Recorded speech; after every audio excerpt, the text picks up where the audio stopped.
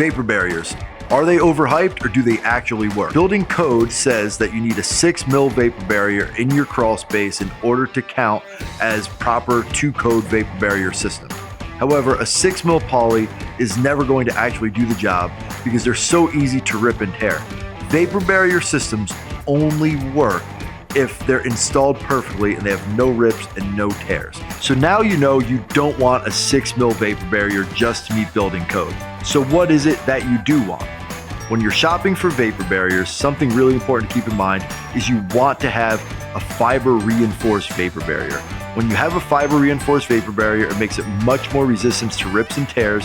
So therefore, when your encapsulation company is done, if anybody needs to get down in the crawl space, whether it's for storage or doing any work there in the future, it's not going to rip that vapor barrier. Another rule of thumb that we like to use is 15 mil or greater. If your vapor barrier is not greater than 15 mil, then it's not adequate and it is going to be easier to rip even if it is fiber reinforced. When it comes to installing the vapor barrier, putting the vapor barrier down over the floor and walking away is not an acceptable way to do the work. What you really need to make sure is that you're doing a true encapsulation.